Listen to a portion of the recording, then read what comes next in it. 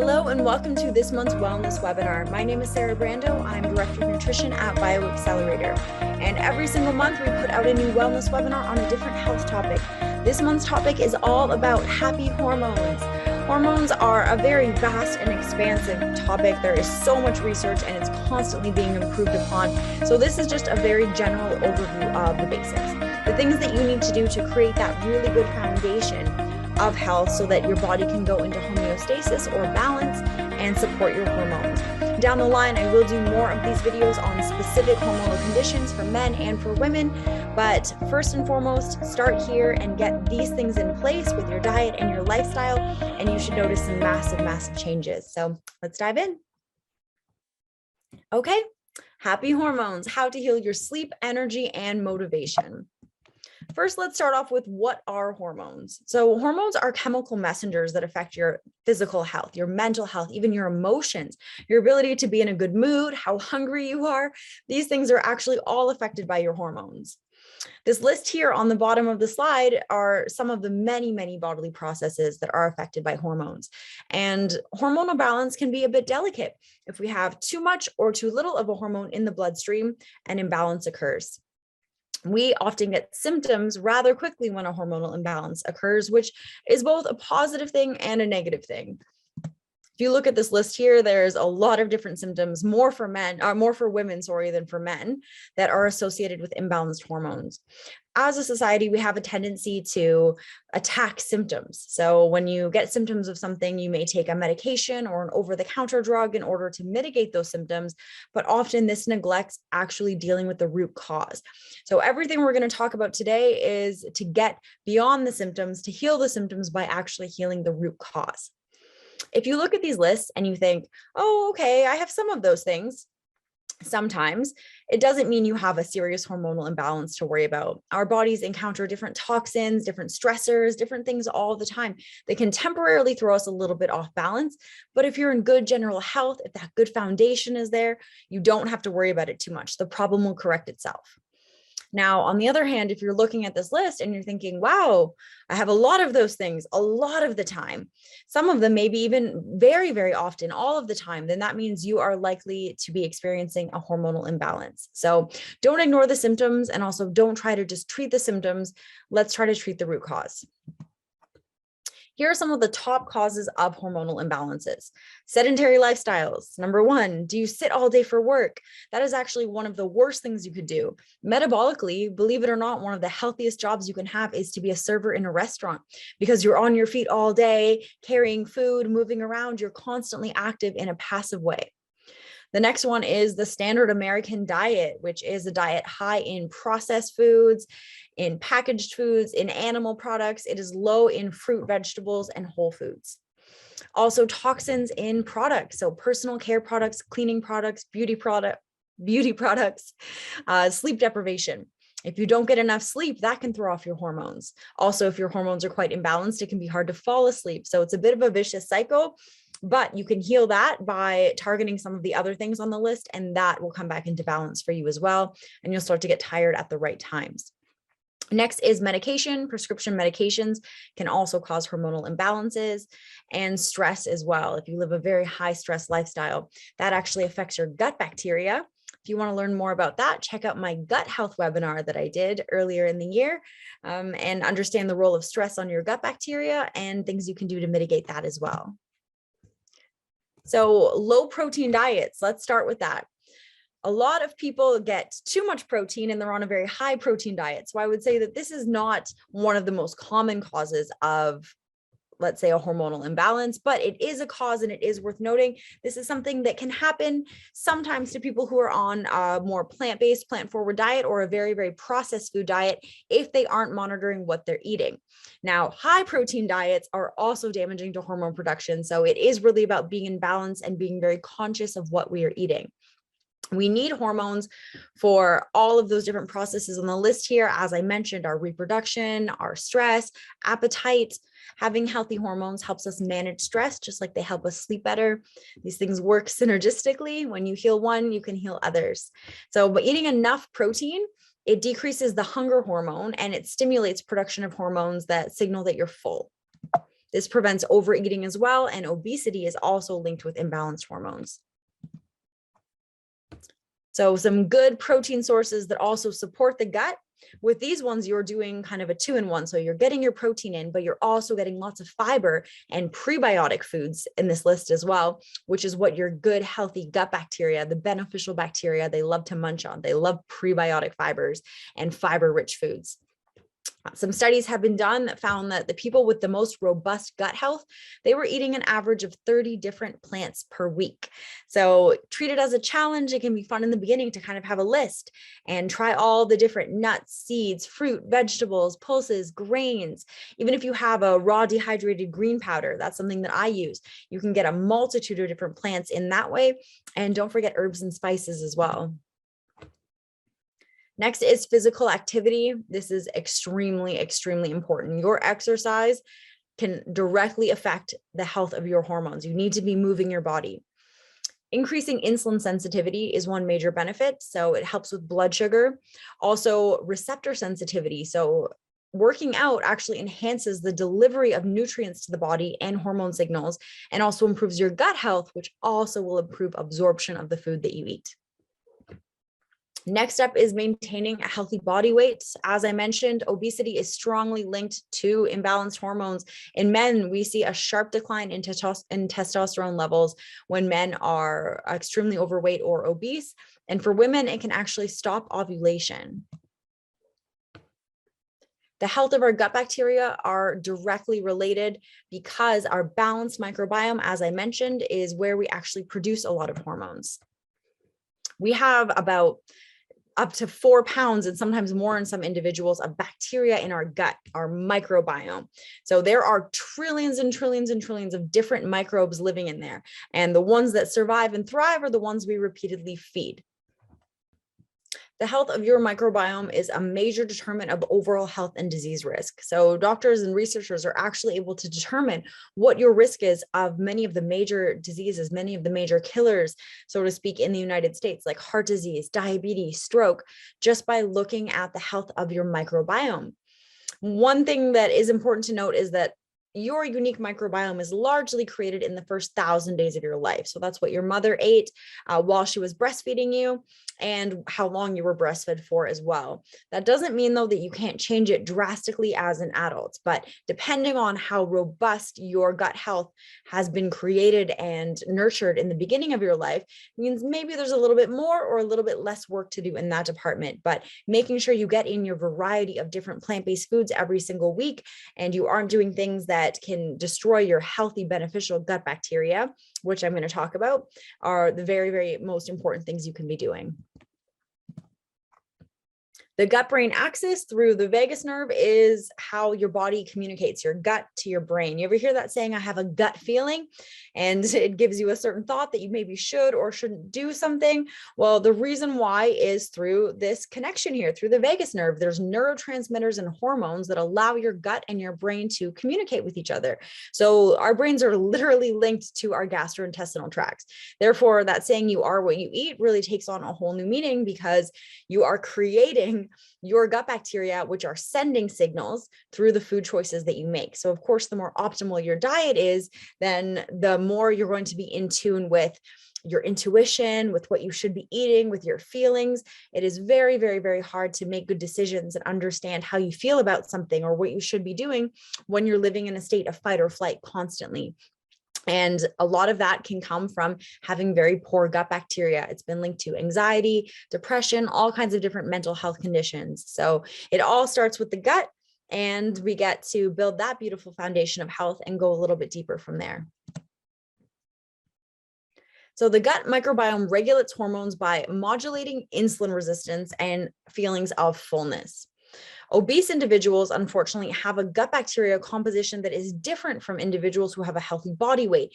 Instead, their gut bacteria promotes insulin resistance, promotes inflammation, and makes them crave foods that are very unhealthy.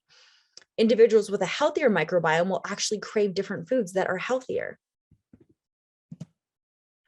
These are the signs of an unhealthy gut versus a healthy gut. And just like the hormonal imbalance signs, and also you'll notice some of these are the same.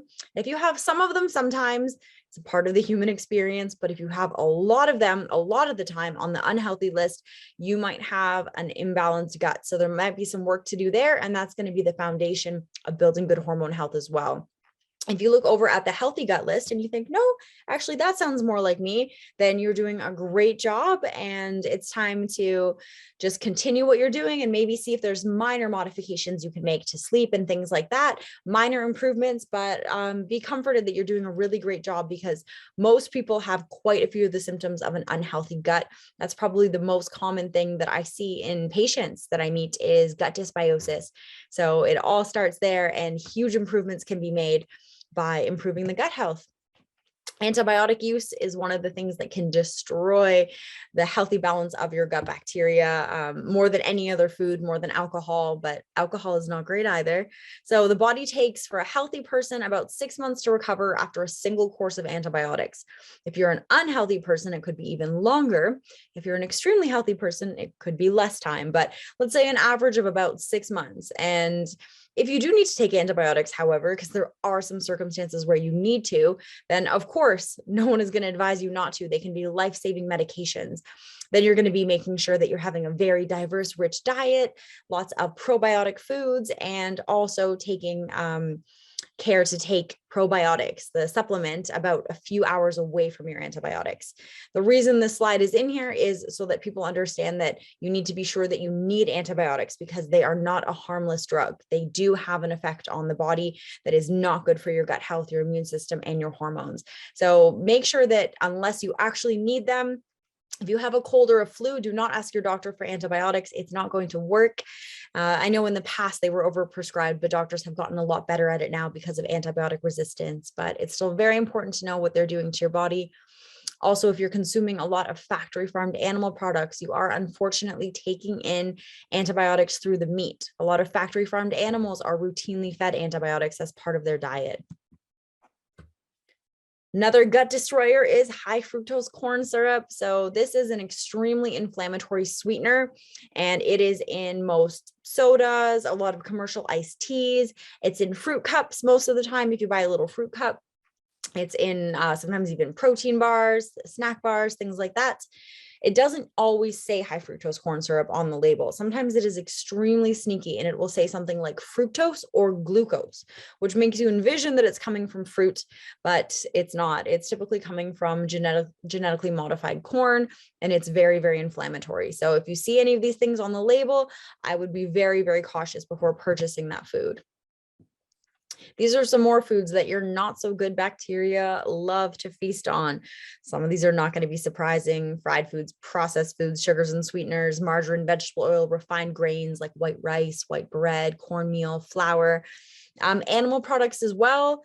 Now, that doesn't mean that you have to go vegan. It just means that you need to be mindful that if you eat too many of these foods, you are creating an environment where pathogenic or bad bacteria can thrive. So your entire diet needs to be very, very balanced. We like to teach the 80-20 rule. You can do 80% inflammatory foods and 80% anti-inflammatory foods and 20% inflammatory. And that is a balance that your body can handle. You can stay in homeostasis that way. But it is about an 80-20 rule. And most people are not even close to living a lifestyle by eating foods that are 80% anti-inflammatory. So that's a really, really good goal to aim for. Top gut health tips, as mentioned: eat your 30 different plants a week. Try your best. Don't forget all the different herbs and spices and garnishes and nuts, seeds, fruit, vegetables. There's so many ways to get to that number. Pre and probiotic foods. Polyphenols, which are in plant foods. These are extremely healing compounds, and they're very, very good for cellular health. And avoiding unnecessary antibiotics, alcohol, and processed foods. Foods that affect hormonal balance. I mentioned the factory farmed animal products already because of the antibiotics, but also important to note, in these feedlots, these animals are typically fed genetically modified corn, wheat, and soy for their diet. A lot of them develop acidosis because of this. A cow, for example, their natural diet is grass. It's not GMO corn, wheat, and soy. And so the quality of the meat is very, very low. It's completely different than what a cow would look like in nature. And a lot of these animals also are given hormones. They're given steroids and growth hormones and different things, recombinant bovine growth hormone, RBGH, in the United States so that the cows produce significantly more milk. These things affect hormones in humans. All animal products are inherently estrogenic. So even without going to a factory farm, there's going to be some hormones in there, but this is another level, and it is harder to bring the body into balance the more synthetic hormones and antibiotics and other things you're taking in. Estrogen in animal products can be significantly more estrogenic than even plastic water bottles and other forms of xenoestrogens that people really worry about, as we should.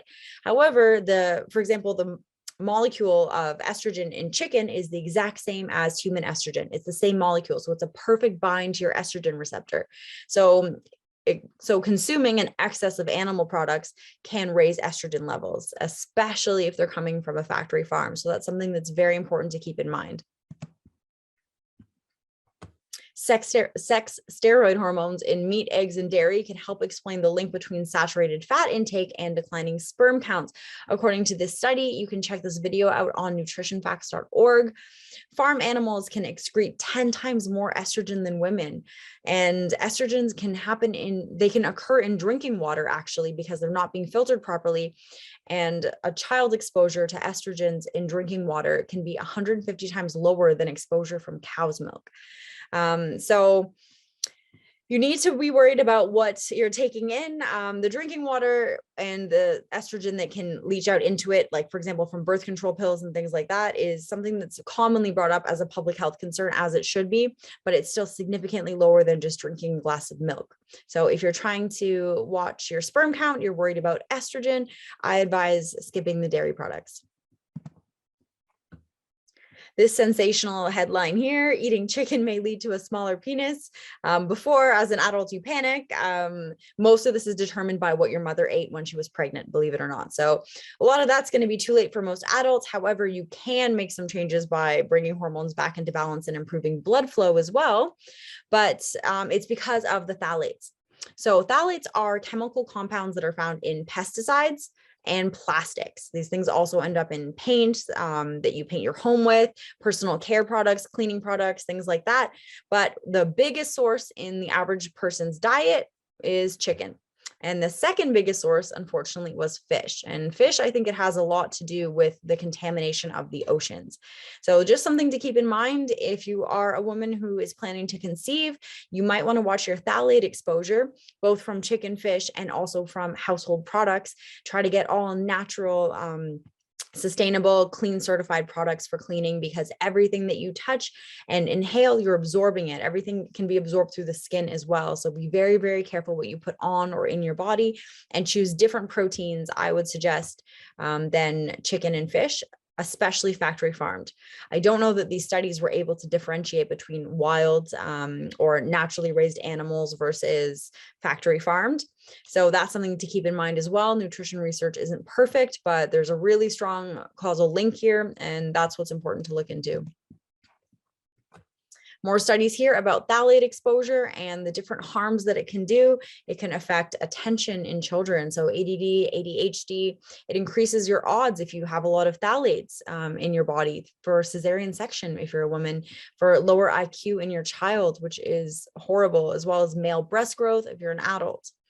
So looking out for the top sources of phthalates is very, very important. Just watching out for those plastics and also watching out for those animal products that can contain them is very, very important. A lot of chemicals as well in the environment are leading to male infertility. We're seeing a record decline in testosterone levels. It seems year after year, they've dropped significantly in the past few decades, and that is affecting fertility levels.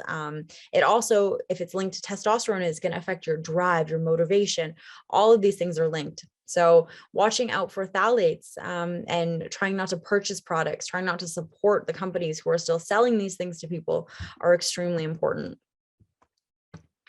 There are some things you can do if you're suffering from hypothyroidism. This is a topic that I'm going to dive into a lot deeper in the future, but for now, a general overview: plant-based diets. This study says vegan, but it's really important to understand that a lot of vegan diets aren't necessarily healthful. They can have a lot of processed foods, fried foods, things that are using still like GMO corn, wheat, and soy, foods that are not health promoting. So they can be in these diets in high amounts. So I like to say plant-based so that you know that you're eating the whole food, not a very processed GMO burger that is meant to resemble meat. But if you look at the ingredients, there's like 30 in there with some harsh chemicals as well, preservatives, things like that. So plant-based, plant-forward diets can be good for hypothyroidism, according to different studies. And also adherence to these diets can be great for adipose tissue volume. So for also maintaining a good, healthy weight and not having excess abdominal fat, which can be a symptom of hormonal imbalance too. So lots of plants is always a good idea. Avoiding factory farmed animals, always a good idea. These are some of the worst foods for sexual hormonal health. Alcohol, unfortunately, because it disrupts your gut bacteria, your blood sugar balance, also your resiliency and your immune system. Processed foods, the biggest offenders being processed meat. So hot dogs, burgers, deli meats, those sort of thing. Fried foods, plastic water bottles, dairy products, coffee, believe it or not, there's some studies that show that coffee is not great for sexual health. Deli meats, as mentioned, farmed fish. Farmed shrimp, tilapia, and salmon, they are given a totally unnatural diet that is extremely inflammatory. Most salmon served at restaurants, unfortunately, is going to be farmed. Same with most tilapia. There are a lot of tilapia farms where they're actually feeding them, and the shrimp as well, pig feces. So obviously that is not an ideal diet. That's not producing quality meat, and these things are not going to promote health. And then trans fats, sugar, diet soda, and artificial flavors and colors. Poor sleep is the next one that is linked to hormonal imbalances. So getting your sleep cycle in order is extremely, extremely important. If you have a very, very rough night's sleep, unfortunately, it can lead to a 24-hour increase in cortisol, which can lead to insulin resistance. Now, if you're a bad sleeper, like some of us are, you also don't want to be laying at night thinking, oh no, this is going to mess up my insulin for the next 24 hours, which then increases your cortisol even more. So it's about having balance. The better your gut health is, the better your overall health is, the less you have to worry about disturbances from lack of sleep. But it's your overall sleep routine that will make a big difference. So do you have a good sleep routine? Are you trying to go to bed at the same time every night, get up at the same time every morning? Are you shutting off screens and blue light for at least 1 to 2 hours before bed? Those things are very, very important. That includes everything from your TV, your laptop, iPads, phone. There's also a setting you can put on your iPhone in accessibility settings where you can actually turn the screen red. And that's something that's very, very helpful for at least blocking some blue light, but it doesn't block all. And also for your nervous system, it's really good to get away from electronics and stimulation before bed. Eating fiber next, I mentioned this already, but it can't be emphasized enough. There are so many studies on the importance of fiber for so many different bodily processes, but hormones being an extremely important one. Then prioritizing sleep, as mentioned, consistency is key. Your body doesn't know that it's the weekend, you want to stay up late. It can't differentiate. Your body is just wondering why it's 2 a.m. and you haven't gone to bed yet. Then the next day you sleep in till the midday or early afternoon, and that throws your circadian rhythm off for days. Maybe you get balanced again around Wednesday and you have 1 night, 2 nights before the weekend, and you do it all over again. So when you're on a healing journey, especially if you're trying to heal your hormones, it is extremely important that you prioritize a healthy sleep routine. Lack of sleep dramatically lowers testosterone in healthy young men. There are many, many, many studies indicating this. And actually, some of the main reasons that men reported losing sleep were video games and alcohol, staying up late drinking with friends or staying up late to play video games, because they are designed to be extremely, extremely addictive. So if that sounds like you, time to get really, really disciplined, but your hormones, your sex drive, your drive for life, they will thank you, and you will notice a really big difference, and you'll be glad you made these changes. Hydration next. So most glands in the body are very sensitive to the concentration of toxins in the blood.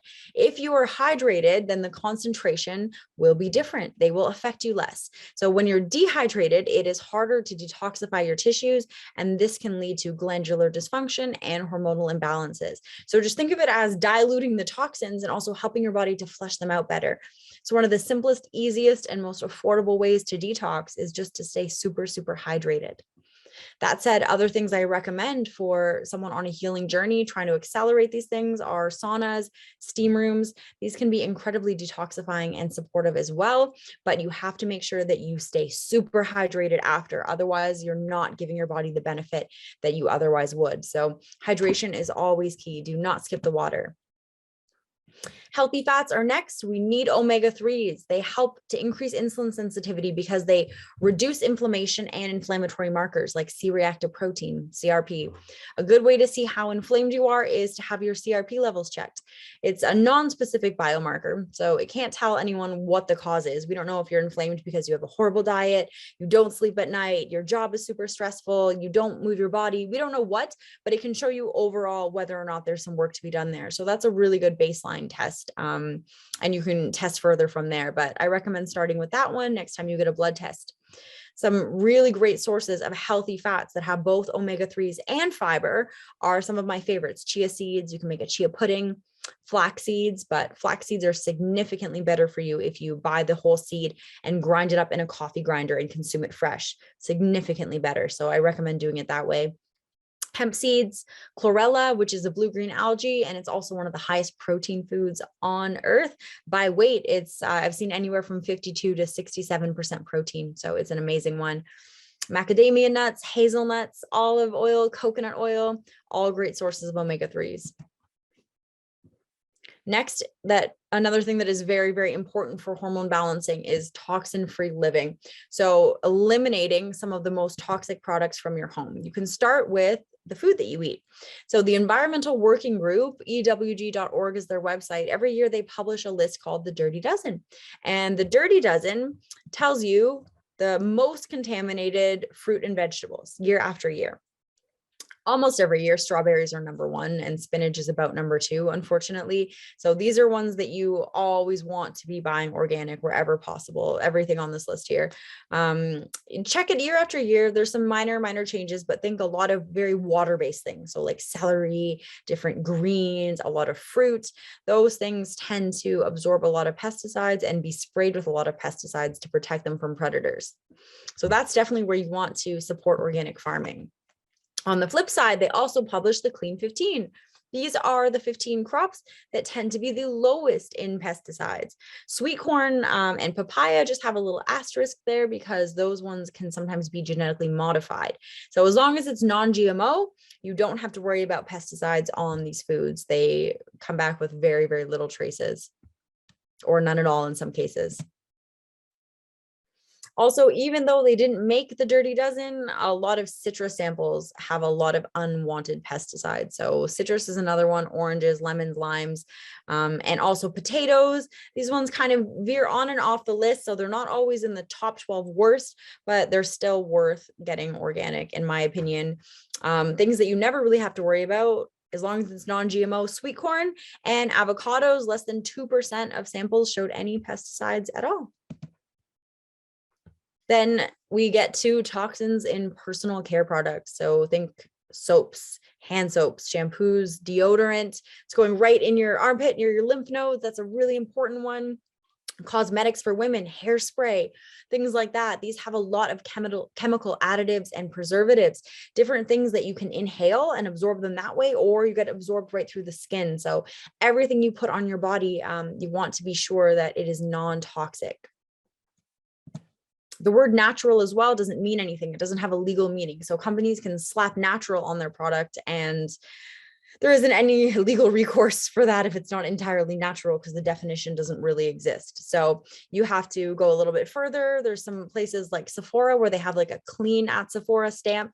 But even still, I'm not sure how thorough they are. So I like to go straight to the Environmental Working Group, to the Skin Deep database. You can just Google Skin Deep database, EWG, or go right to their website and put Skin Deep in the browser, and you'll find it there. So these are some of the worst ingredients on this list that you want to avoid.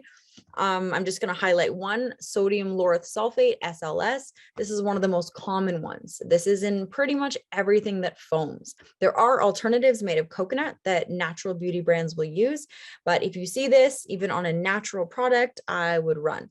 This is in a lot of hand soaps. It's especially in shampoos, body washes. So anything that foams, definitely check your ingredient list for that. And check your products out on the Skin Deep database and see what you find. You might keep some and you might end up throwing a lot of them out. Fragrance / parfum is another one you want to look out for, because fragrance doesn't mean anything. Companies don't have to disclose what it is. It's considered a trade secret. So that's good for them and not good for you, because it allows them to hide a lot of toxins in there, especially from companies that advertise.